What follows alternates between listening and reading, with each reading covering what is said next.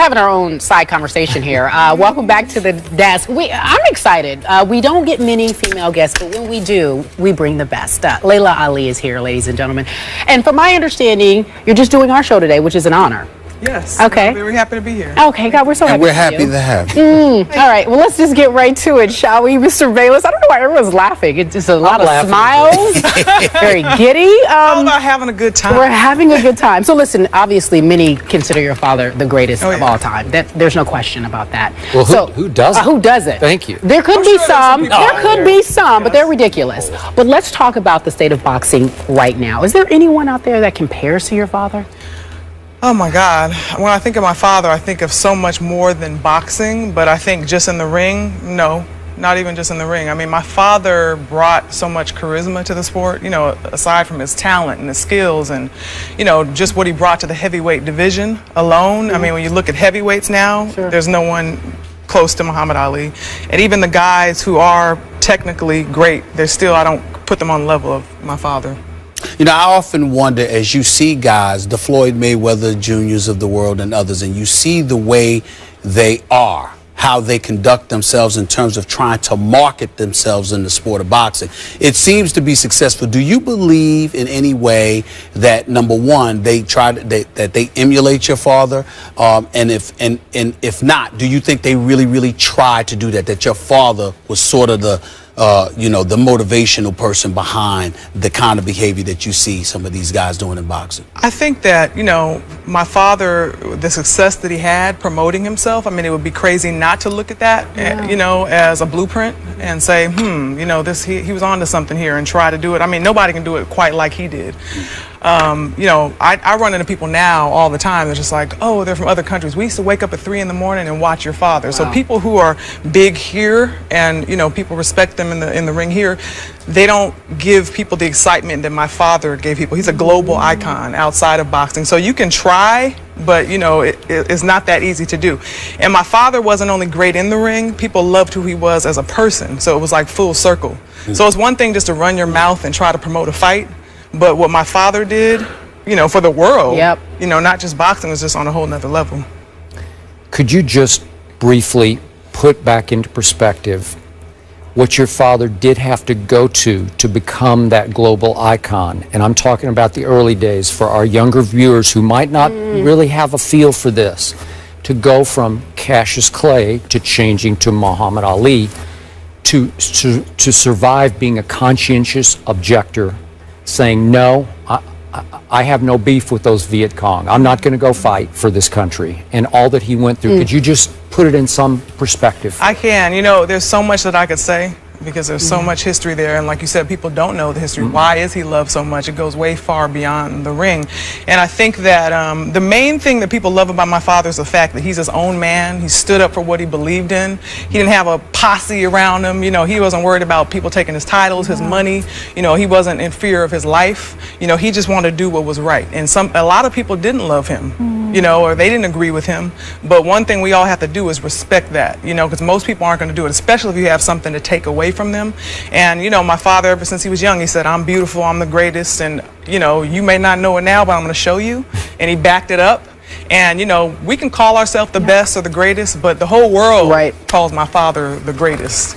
You know, and like you said, it's because of everything that he went through and stood up for what he believed in and how much got taken away from him, and then he still came back and fought for the people, loves people, and he's been super consistent with that. Even now, you know, he said when he first started boxing that boxing was just the platform, you know, winning the titles and having the gold watches or the Rolls Royces is just going to get people to listen to you, because unfortunately that's what people, money and power is everything to people.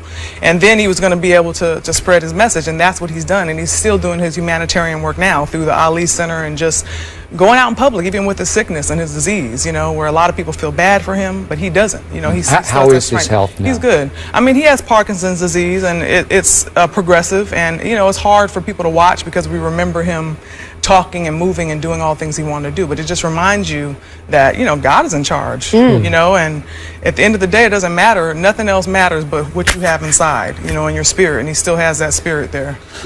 What does your father think about the state of boxing today? I don't know. You know, I can't really answer that question because I haven't had that conversation with him.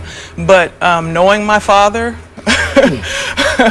you know, I don't think that he'd be too impressed. Because I'm wondering, the game itself, I mean, even back in the day, you know, when you hear so many stories being told or what have you, even back then, promoters had some influence, but it seems like never as much as they do today. I mean, back in the day, whether it was Ali against Foreman, Frazier, Ken Norton, Mike, I mean, the list goes on and on. You ultimately had to get into the ring and fight. Whereas today, you don't necessarily have to do that, and the promoters are in the way more than ever before. Exactly. I'm wondering if that's something that he's ever talked about at all at any time. Yeah. No, I've never talked to him about that. And like you said, you know, back in the day, the best fought the best, and multiple times if they had to. And it wasn't. Of course, you want the money, but you want the bragging rights, and you just want to show. That's what a real fighter. You know, what it comes down to is like, you're going to get in there and you're going to be challenged, because, I mean, I had that problem in my career, as you know, we've talked about over and over again, that, you know, I love to fight. I was good at what I did. A lot of the girls in my weight class just weren't anywhere near as talented as I was. So I would have to get in the ring and fight girls that I knew weren't going to be challenged. Right. And then there were certain girls I wanted to fight, they wouldn't get into the ring with me, but they're going around saying I won't fight them. But I'm like my father in the sense that, you know, knock me out, and I'm going to say, you're the woman, can I have a rematch? That's it. I'm not going to run from you, because, I mean, what's that going to do? I want to be able to go home and sleep at night. You know, to be able to call yourself the best, you have to beat the best. So, well, speaking of that, and this kind of leads us to a debate we often have on this show. I want to get your take on Manny Pacquiao and Mayweather. Was one scared of the other? I don't think so. Look at that. Look that way when you say that. Look that way when you say that. I don't think so. Keep going. I'm coming from a fighter's perspective. Okay. Knowing, you know, I don't know both of them well, but I know both of them. They both have talent. They both brought, you know, what they had to the ring. And it's just that sometimes there's so much going on in the background, you know, with the promoters and the money and all this. Like, Mayweather is so talented that, you know, a lot of people would look at Manny and say, oh, he has the power to beat Mayweather, but Mayweather knows how to get around certain things just with his skills, you know, and I just don't see him being afraid of Pacquiao, and vice versa. So, you know, it's still annoying, because, you know, these guys let their egos get to their head, and, you know, 30 million or 40 million doesn't matter. At the end of the day, at the end of the day, just get in the ring and let's make it happen. So it really comes down to what type of man you are, you know, and I think that it does at some point have something to do with the fighters and the decisions that they're making, but not necessarily being afraid. So I don't think it's fear. You don't feel that Mayweather was more afraid of Pacquiao? You don't? Okay, so I just don't. That's been his stance the entire time. He's so disrespectful. I've seen him. Okay. I've seen all of you. Explain yourself. Go ahead, explain. The thing I despise about today's boxing is that I did have the privilege of covering a number of your father's fights. They were heavyweight fights, as you well know. It was all about the heavyweight division, and it was a parade of stars. Obviously, every time your father fought through his prime, it was against somebody who was really credible, somebody who posed a real threat to him. That has dried up. Is there much left in the heavyweight division that you're really interested in? No. Because we're talking about Pacquiao and Mayweather. These are the little guys now. These are little, right? But you also got to remember, when you got Vitaly or Vladimir Klitschko, and they outweigh their opposition by 50 pounds, that will help you lose interest too. Okay, but here's the problem. For some reason, we could go deep into why this is. The kids of the last couple of generations said, no, I'm not going to box. Maybe they looked at your father and they said, ooh, maybe that's what happened to him. And they said, I think I'll play football. I'd rather play football or basketball or baseball, whatever else they chose. And all of a sudden, it put Floyd in a more and more commanding position where when he fights now, he can just sort of name his figure. Off one fight, he could be set for life on any given night. He makes a minimum of 40 million. That's just staggering. Think about that. 40 million bucks? Okay. So to me, he looked at Manny Pacquiao, and I'm going back 5 years now, when Pacquiao was Pacquiao. And I think we're going to do this topic here in a second, but he's had a big spiritual conversion, and he became a politician. He's in a second term now in political office. So back in the day, when he was a zealot in boxing, when he was a terror, I think Floyd looked at him as, wow, he's as quick as I am, and he punches much stronger than I do. Floyd's just not a puncher. You admit that. He's not a knockout artist. He's a defensive fighter who has great skills. I've never doubted the great skills. Manny has proven that he can be had, though. You know, I mean, he did Okay, just but I wake just up. said 5 years ago when Manny was at his peak, when it was time for them to fight, Floyd is saying, no, why would I subject myself? Why would I risk I want to that? hear from her. Well, at the end of the day, everyone can have their opinion, you know, so, and that's fine. You know, that's fine for you to feel that way as far as I'm concerned, because nobody really knows except those two men. Right. But at the end of the day, I feel like part of the reason that, you know, Pacquiao did get knocked out, and that does have an effect on you in the wars and things like that. So no, that might not have happened to him when they were talking about fighting each other. But, you know, you never know what would have happened if him and Floyd would have fought. You know, Floyd isn't a knockout artist, you know. He gets people with his speed, you know, and just being slick, and you don't see punches coming. But, you know, everybody, it doesn't matter. The point is to win the fight.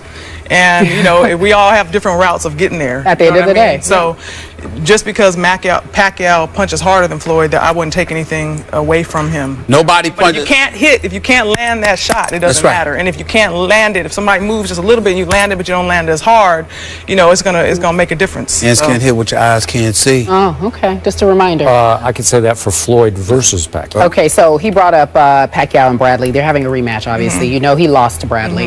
And so actually, Joel Diaz, which is Bradley's trainer, essentially said, he had this quote that was pretty interesting, and we can put it up, but he essentially said, I think this is Manny Pacquiao's last fight. He's trained people towards the end of their career, and he could tell that this is basically the end of his career. He has too much wear and tear on his body, and he has too much compassion for his opponents. So your thought on this, is this Pacquiao's last fight? Is that the end of his career? Who would know? I mean, you know, people always have speculation, you know. That's something that Pacquiao might not even know right now. You know, you do have to take it fight by fight, and that happens to all fighters when they get to a certain age. They've had some wars, they've been knocked out. People start, you know, talking about whether or not it's going to be their last fight or whether it needs to be, but that's really up to him. What I would be doing as the fighter and the trainer is focusing on that he's going to be in the ring. And obviously, I didn't actually see that fight, but I know that, you know, it was a controversial decision. So, you know, he must have been doing something. And he's about to get back in there again, so you know you better get past this fight and then worry about that later. Let me ask you this, because see, I never saw you lose, Laila. I mean, you are accustomed to winning. But Manny Pacquiao, he didn't get look. Boy. It wasn't really a technical. I mean, this boy was put to sleep. You understand? I'm talking about snoring type of. That's how gone he was. He was up in 5 seconds. Whatever. 5 seconds? He was Later, walking checkers around or and then he chess? played Listen, chess. so that chess, one. okay. All I'm saying to you is this: Bernard Hopkins and others have been on the record saying, how you go down when you go down like that. It's so devastating that it might take you 10 fights to recover from that, because it's such a devastating way to go out. It wasn't like a technical knockout where you got up, you were a little wobbly, you lost your senses for a few seconds. You were asleep. You know, your family was at ringside crying. I mean, the promoter had to hold them back. And it does something to your head. That's right. I mean, literally. I mean, you're getting hit in the head. So people really, sometimes people are never the same after that. I'm not talking about just the emotional side of it. You know, especially when you're used to being a winner. Yes. You know, and I've seen people just never come back. I mean, look what happened with George Foreman when my dad beat him. That's right. Because everyone around him, like, you're so big, you're so bad, and then the way he went down, you know, it was very embarrassing the way he got beat. Yeah, it wasn't happen. one blow that did it. It was to his psyche. It Yeah. was like he was just wrecked. He lost all his confidence. He did bounce back much. And then he came back a much nicer guy. Right, he did. Went away for some Changed him years, and he's a completely. whole different person. You know, and I've seen that happen. You know, I'm never going to compare myself to these people, but I've seen it even happen with some of the girls that I fought. You know, because I was the pretty girl. I was just Muhammad Ali's daughter. She can't punch. She can't nothing. They listen to all that hype. Right. And they get in there and get whooped.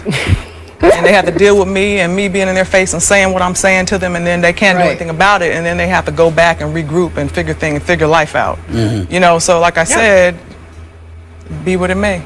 All right. Who's the best fighter in the world right now? Say it. Uh-oh. Who's the best fighter in the world, Laila Ali? I would have to say Floyd. That's all I want. Wait, is he still fighting? He is still fighting. Yes. Oh, I thought he wanted to was make fired sure. a In long In the time world ago. right now today. I just wanted to make sure you knew.